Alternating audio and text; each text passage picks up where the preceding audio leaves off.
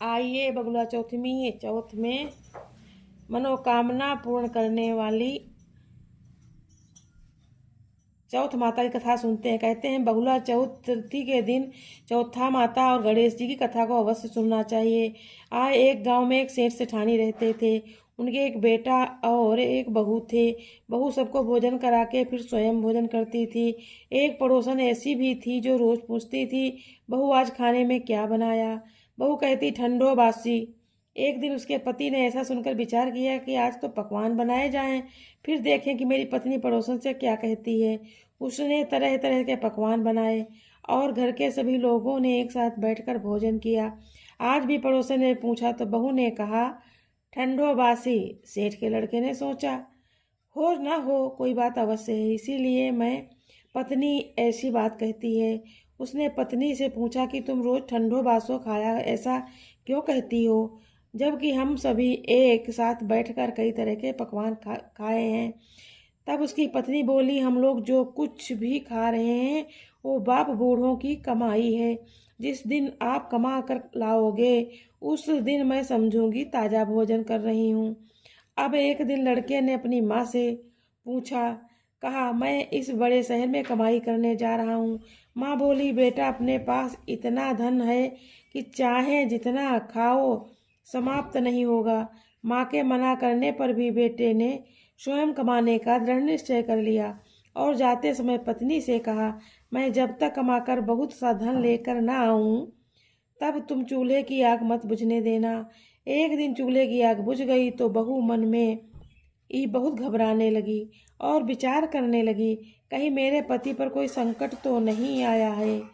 जल्दी से पड़ोस से आग लाकर चूल्हे में रख दूं, ऐसा विचार पड़ोस में गई। वह पड़ोसन के चौथ का व्रत पूजन कर रही थी। पड़ोसन ने कहा, थोड़ी देर में आकर आग ले लेना। बहू ने पड़ोसन से पूछा, आप ये व्रत क्यों करती हो, इससे क्या मिलता है। तब पड़ोसन ने कहा, चौथ माता के इस व्रत को करने से सौभाग्य और लक्ष्मी मिलती है तथा सभी मनोकामना भी पूरी होती हैं। अब बहू भी चौथ माता का व्रत करने लगी। दीवार पर चौथ माता बनाई और उस दिन घी गुड़ चूरमा बनाकर रात्रि को चंद्रमा को अर्घ्य देकर भोजन करती है। ऐसा करते करते बहुत दिन व्यतीत हो गए। चौथ माता ने उस बहू से के पति को सपना दिया कि साहूकार के बेटा तू जागता है कि सोता है, तेरी पत्नी बहुत तुझे याद कर रही है, घर जाकर उसकी चिंता मिटा, तू दुकान खोल कर बैठ जाना, आज तेरा हिसाब किताब चुकता हो जाएगा। अब तो चौथ माता ने जैसे कहा था वैसा ही कहा हुआ। उसने घर जाने की तैयारी की और गाड़ी भर के धन दौलत लेकर चल दिया। रास्ते में एक बड़ा सा काला नाग फन फैलाए बैठा था और कहने लगा, आज तो मैं तुझे डसूंगा छोड़ूंगा नहीं, आज तेरी आय पूरी हो गई है। सेठ ने लड़के से कहा, आज चौथ माता ने मुझे सपना दिया है तो मैं पत्नी से मिलने घर जा रहा हूँ। तब मेरी प्रतीक्षा कर रही होगी और उसको मेरी चिंता भी हो रही होगी। मैं उससे मिलकर वापस जरूर आऊँगा, तब तुम मुझे डस लेना। नाग ने कहा, तुम शपथ पूर्वक कहकर जाओ तो मैं तुम्हें जाने दूंगा, परंतु लौटकर नहीं आए तो तुम्हारे घर आकर मैं तुम्हें डस लूंगा। इस प्रकार सर्प को वचन देकर जब वो अपने घर पहुंचा, वहां सभी से हंसी खुशी से मिला और भोजन करके उदास होकर बैठ गया। तब उसकी पत्नी ने उदास होने का कारण पूछा तो पति ने काले नाग वाली बात अपनी धर्म पत्नी को बताते हुए कहा, यदि मैं उसके पास नहीं जाऊंगा तो घर आकर मुझे डस लेगा।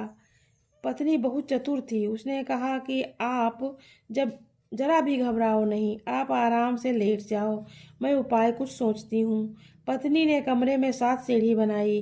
पहली सीढ़ी पर रेत, दूसरी पर इत्र, तीसरी पर गुलाल और फूल, चौथी पर केसर, पांचवी पर लड्डू पेड़ा, छठी पर गद्दी गलीचा और सातवीं पर दूध का कटोरा भरकर रख दी। इस प्रकार वो 7 सीढ़ी सजाकर बैठ गई। आधी रात होते ही नाग आकर सीढ़ी पर चढ़ने लगा।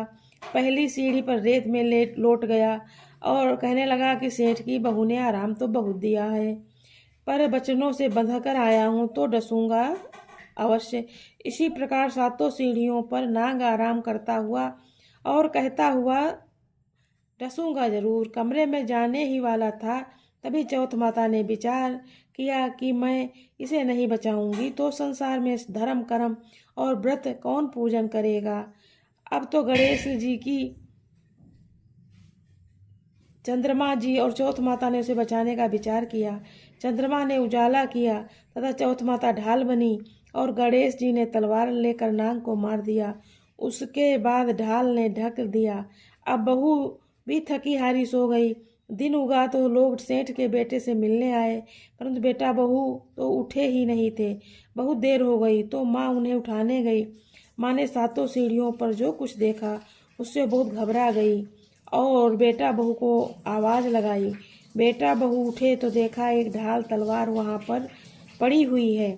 अब ढाल उठाई तो वहीं काला नाग मरा हुआ पड़ा था। बेटा बहू को सोता ही आज तो धर्म कर्म की आड़ से भगवान गणेश जी और चौथ माता ने हमारी रक्षा की है। हे चौथ माता, अपने जैसे सेठ के बेटे बहू की रक्षा की, वैसे सबकी रक्षा कीजिएगा। बोलिए चौथ माता की जय। बोलिए गौरी पुत्र गणेश की जय। भगवान की जय।